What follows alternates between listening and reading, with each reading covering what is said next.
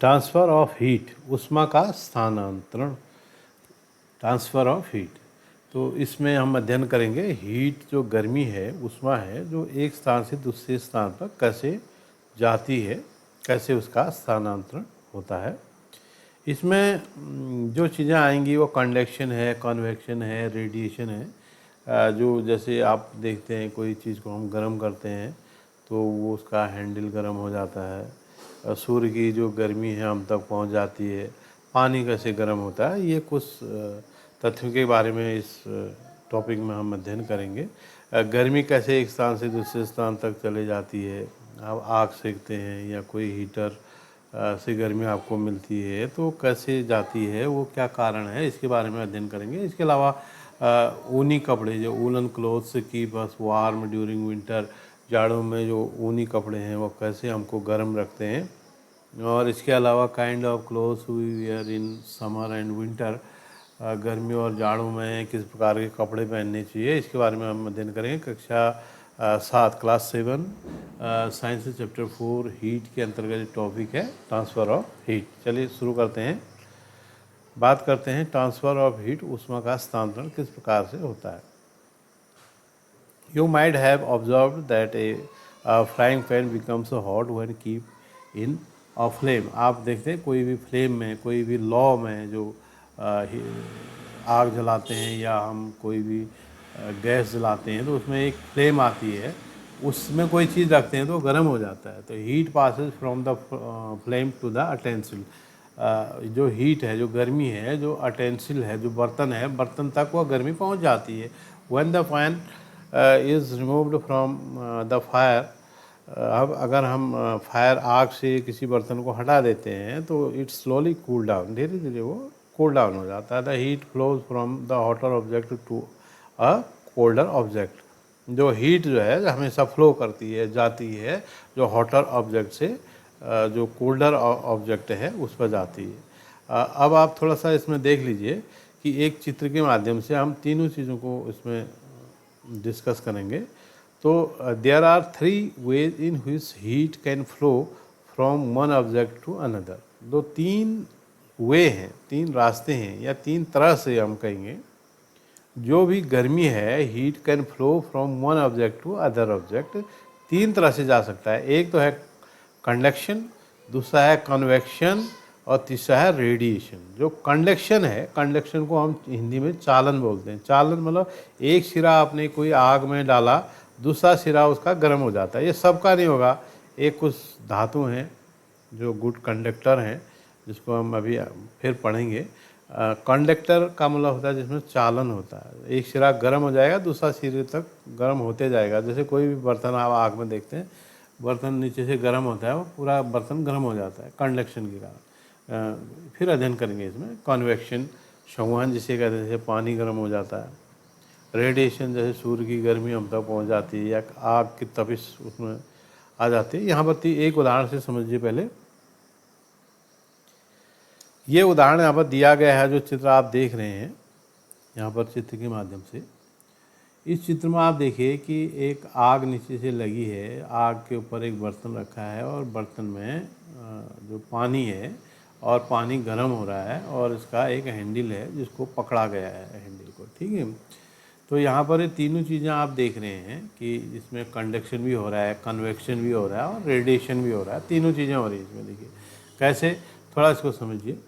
तो सबसे पहले कंडक्शन की बात करते हैं। कंडक्शन का मतलब होता है एक स्थान से दूसरे स्थान तक जाना।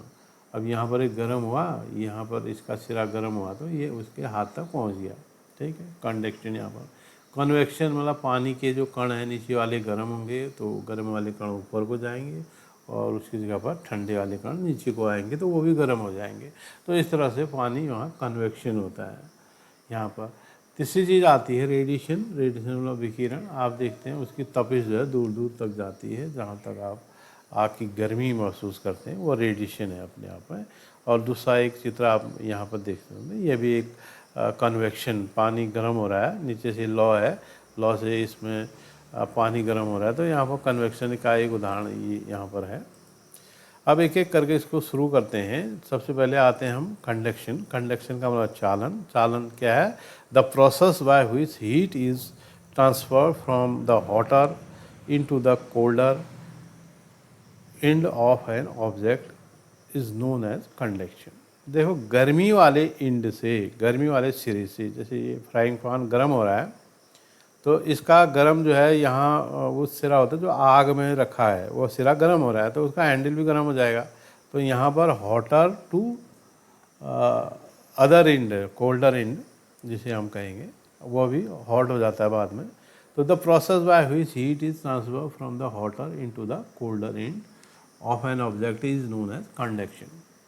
कंडक्शन अधिकतर किस में होता है? जो मेटल्स होते हैं, धातु के जो बने होते हैं, इन सॉलिड्स अक्सर ये देखा जाता है। सॉलिड, इन सॉलिड जो ठोस पदार्थ होते हैं उनमें, जैसे ठोस मेटल सभी, अधिकतर मेटल ठोस होते हैं। In solid the heat is transfer by a process of conduction like in metals. Metals कौन कौन से बोलेंगे हम? जैसे सिल्वर है, गोल्ड है, कॉपर है, स्टील है, ये क्या है? मेटल्स हैं। मेटल मतलब धातु। इनसे गुड कंडक्टर इनको कहते हैं। अब यहाँ पर इस कंडक्शन को समझने के लिए हम कंडक्टर और इंसुलेटर को समझना भी बहुत ज़रूरी है।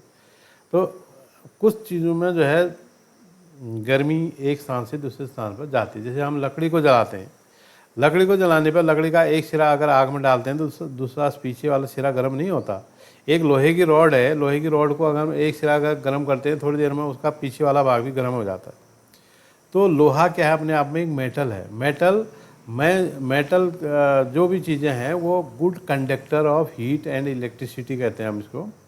वो उष्मा के अच्छे कंडक्टर होते हैं, अच्छे चालक होते हैं। उसमें उष्मा जा सकती है, एक स्थान से दूसरे स्थान पर जा सकती है।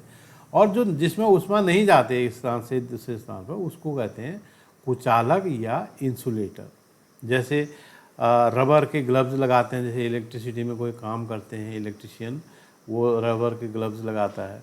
आप देखते हैं जैसे लकड़ी का हैंडल बनाया जाता है, कई जो बर्तन हैं उनके लकड़ी के हैंडल होते हैं ताकि वो गर्मी आप तक न पहुँचे।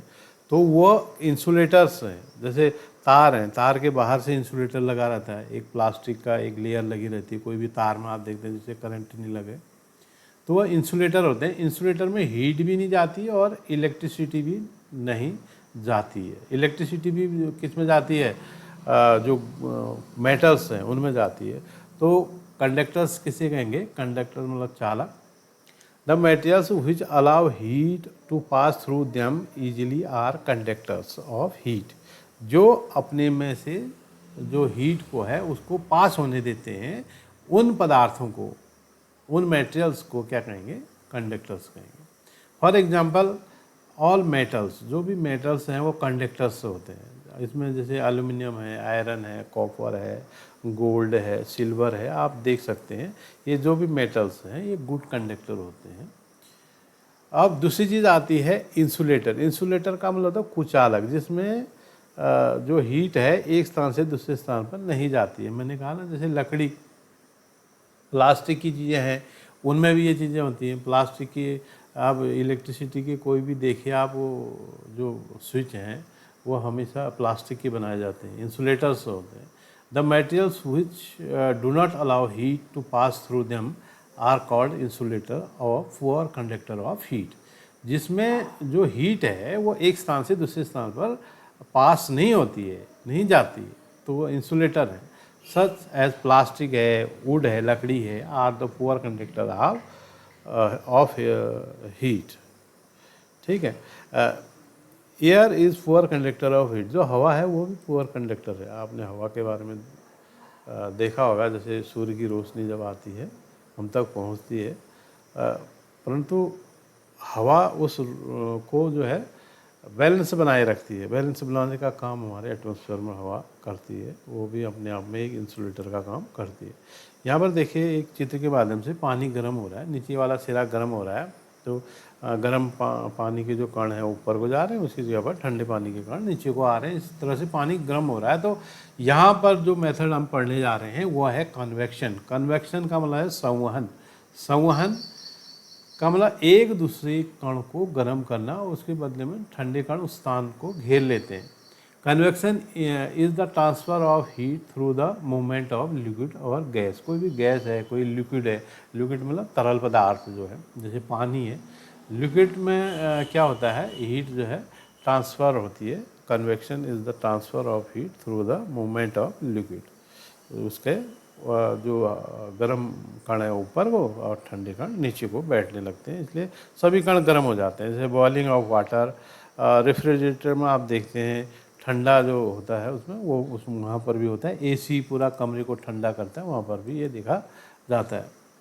अब आते हैं तीसरी चीज़, रेडिएशन। रेडिएशन का मतलब होता है विकिरण, हिंदी में हम बोलते हैं। विकिरण का मतलब होता है इसमें जो फिजिकल मीडियम है, माध्यम की आवश्यकता नहीं पड़ती है। जैसे हम किसी बर्तन में इसको नहीं रखते हैं या किसी रॉड का उपयोग नहीं करते हैं, बल्कि दूर से ही जैसे सूर्य की गर्मी जो है हम तक पहुंच जाती है, जिसमें बीच में कुछ नहीं है।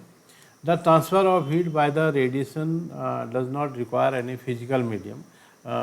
कोई माध्यम की ज़रूरत नहीं पड़ती है और सीधे आते, जैसे आग की तपिश आप तक पहुंच जाती है तो वहाँ पर भी कोई मीडियम की ज़रूरत नहीं होती है। All hot bodies radiate heat like sun. Sun की तरह ही जो भी हॉट बॉडीज़ हैं, जैसे आग है, गैस की फ्लेम है, मोमबत्ती, कैंडल जिसे कहते हैं, कैंडल की जो फ्लेम है उसमें भी आप देखते हैं उसका हाथ लगाएंगे तो गर्म हो जाता है, तो वो रेडिएशन के माध्यम से आप तक पहुंचता है। और एक टॉपिक इसमें है, बड़ी इंटरेस्टिंग टॉपिक है, देखिए breeze, sea breeze and land breeze. इसको आप समझने के लिए देखिए, ब्रीज किसे कहते हैं हम, नॉर्मली हम ब्रीज उसे कहते हैं सुहानी हवा, ब्रीज कहते हैं। सुहानी हवा आप किसे कहेंगे हम, जो ना ठंडे है ना गर्म है। एक ठंडी हवा कहते हैं, एक गर्म हवा कहते हैं, एक हम कहते हैं दोनों के बीच का, ना गर्म है ना ठंडा है, सुहानी उसे कहते हैं। नॉर्मली हम उसे ब्रीज बोलते हैं। अब जो कोस्टल एरियाज़ हैं, समुद्र के किनारे वाले जो शहर हैं जहाँ पर समुद्र नज़दीक होता है या पानी के सोर्सेज बहुत नज़दीक होते हैं, बड़े पानी के सोर्सेज जो है नदी वाले एरिया में भी वो हो सकता है, परंतु नदी बहुत छोटा एरिया हो जाता है। तो यहाँ पर समुद्र जो है बहुत बड़ा एरिया होता है।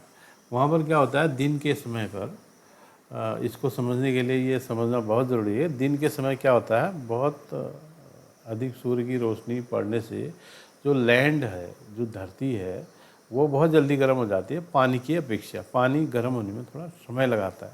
तो जैसे सूर्य की रोशनी दोनों में पड़ती है, समुद्र में भी पड़ती है और वो ज़मीन जो लैंड है उसमें भी पड़ती है। तो लैंड वाला एरिया जो है वो जल्दी गर्म हो जाता है और पानी वाला एरिया पीछे गर्म होता है। तो यहाँ पर इस चीज़ को समझ जाएंगे तो आप इसको समझ जाएंगे। तो दो तरह के ब्रिज होते हैं, एक को कहते हैं हम सी ब्रिज और एक को कहते हैं लैंड ब्रिज।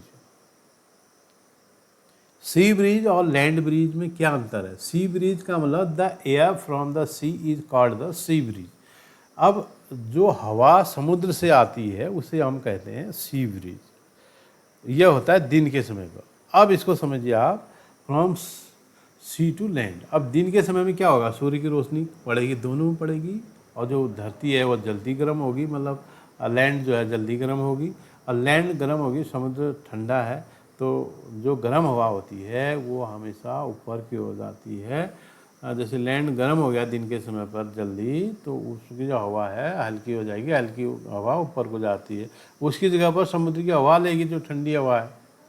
तो समुद्र की ठंडी हवा अगर उसकी जगह पर लेगी तो हवा का जो बैलेंस है, गर्म और ठंडी हवा का बैलेंस, वो बना रहता है। तो इसलिए यहाँ पर सी ब्रीज कहते हैं, क्योंकि समुद्र से लैंड की ओर आ रहा है। लैंड की हवा है गर्मी की जल्दी गर्म होने के कारण हल्की होगी ना, हल्की हवा ऊपर को चलेगी और उसी जगह पर समुद्र की ठंडी हवा उसकी जगह ले ले, तो इसलिए यहाँ पर सी ब्रीज कहते हैं। जैसे इसका उल्टा, रात में क्या होता है, रात में जो है समुद्र और अब गर्म हो गया और लैंड ठंडा भी बहुत जल्दी होता है। तो रात में लैंड जल्दी ठंडा होता है, समुद्र जो पानी है वो जल्दी ठंडा भी नहीं होता। तो वहाँ पर उल्टा इसका हो जाता है, the air from the land is called the land breeze. The land से जो एयर है, अब क्या है, समुद्र गर्म है, गर्म हवा हल्की होगी ऊपर को जाएगी, उसकी जगह पर लैंड की जो ठंडी हवा है वो समुद्र की ओर जाएगी। यहाँ पर उल्टा हो जाता है। तो नाइट टाइम में जो लैंड ब्रिज से कहते हैं, लैंड ब्रिज चलती है। ठीक है। अब एक टॉपिक और है, इसमें देखिए गर्मी और जाड़ों में पहनने वाले कपड़ों के प्रकार, kind of clothes we wear in summer and winter. देखो गर्मी और जाड़ों में जो कपड़ों का अंतर है वो आप देखते भी हैं। जो गर्मी में जो है हल्के कपड़े पहने जाते हैं, और विंटर में जो भारी कपड़े हैं या डार्क कलर कपड़े पहने जाते हैं। क्यों, इसका कारण क्या है? You know that the summer you prefer light colored clothes, and in winter we usually wear dark colored clothes. So why it is so? Dark colored objects absorb more heat than the light colored object. जो dark colour के होते हैं जैसे काले हैं, नीले हैं, ये डार्क कलर होते हैं। हल्के कलर जैसे सफ़ेद है, ये हल्के कलर गर्मियों में पहने जाते हैं। क्यों? क्योंकि जो डार्क कलर हैं जो वो हीट को अब्जॉर्ब करते हैं, अवशोषित करते हैं। अब तो गर्मी में तो हमें अगर हीट अवशोषित करेंगे तो गर्मी में उसका उल्टा हो जाता है। तो dark colour object absorb more heat than the light colour object. ठीक है, इसलिए जो गर्मी में है हल्के हल्के मतलब जैसे सफ़ेद वाइट कलर के या पतले कपड़े पहने जाते हैं, क्योंकि वह हीट को ऑब्जॉर्ब नहीं करते हैं। जाड़ों में हमें चाहिए कि गर्मी, और गर्मियों में हमें चाहिए ठंडा। ठीक है, that is the reason we feel more comfortable in light coloured clothes in the summer. अब एक अंतिम टॉपिक इसमें ये रहेगा, woollen clothes keep us warm during winter. ऊन के कपड़े जाड़ों में गर्म रखते हैं। क्यों? मैंने अभी कहा जो डार्क कलर हैं ऊन के कपड़े भी एक प्रकार के डार्क कलर के होते हैं। ऊन के कपड़े जाड़ों में गर्म क्यों रखते हैं? It is so because wool is a poor conductor of heat. क्या है? Poor conductor. पुअर कंडक्टर मतलब जो हीट को, अंदर की जो गर्मी है, शरीर की जो गर्मी है उसको बाहर नहीं आने दे रहे, अब बाहर की जो ठंडी है उसको अंदर नहीं जाने दे रहे। तो वहाँ कंडक्टर ये कह रहा है ना, बाहर की चीज़ें बाहर ही रहने दो, अंदर की चीज़ें अंदर ही रहने दो। ये तो कंडक्टर है, चालन। तो जो ऊन के कपड़े हैं वो क्या है? पुअर कंडक्टर ऑफ हीट है। ठीक है, it is so because wool is poor conductor of heat and it has air trapped in between the fibre. अब जो फाइबर है, जो रेशे हैं कपड़े के, ऊन के, जो स्वेटर है या जो भी लगाया है, तो उसमें जो बीच में एक हवा भरी रहती है, उनके छोटे छोटे छिद्र होते हैं उसमें हवा भरी रहती है। तो अपने आप में एक पुअर कंडक्टर है हवा, उसकी तरह काम करती है। ओके।